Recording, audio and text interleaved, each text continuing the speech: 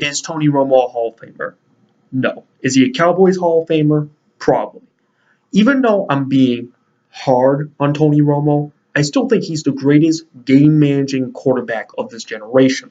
Now, the one thing about Tony Romo is when you're arguing about whether he's clutch or not, sometimes I think he's clutch and sometimes I think he's unclutch. And I think it just kind of crosses in between and you just can't say he's clutch or unclutch because there's too many examples out there. There are examples where he had great fourth quarter comebacks, and then there's examples where he can't even hold the football down just to kick a 19-yard field goal.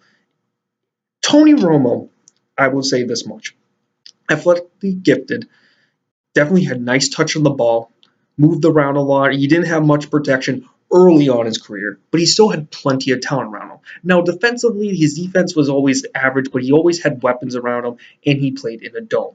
I think one of his big weapons was obviously Des Bryant, and probably even better weapon in Terrell Owens. He had Jason Witten for basically his entire career, and when I look at his running back situation, he usually run the ball a lot. And I just feel like he managed the game too much. Now, I'm not saying being a game managing quarterback is bad. There's plenty of Hall of Fame game managing quarterbacks out there, Troy Aikman and Bart Starr, but he is not a Hall of Fame game managing quarterback at all. He is not because he couldn't win at a high level, of course. And obviously, sometimes quarterbacks that don't live at a high level still make the Hall of Fame, but there were still moments in there where he just didn't feel like he was an elite quarterback. You could clearly see it.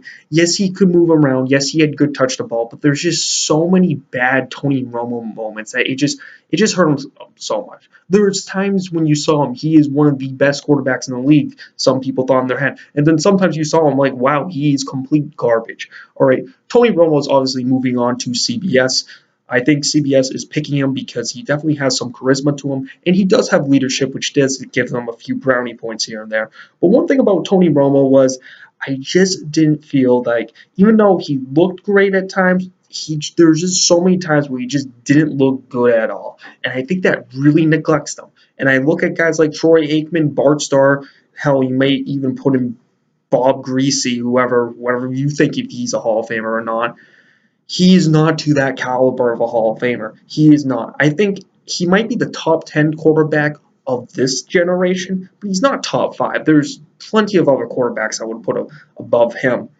And the one thing about Tony Romo is he's a good quarterback in this league. I'll give him that. But just because you're good does not mean you deserve to be in the Hall of Fame.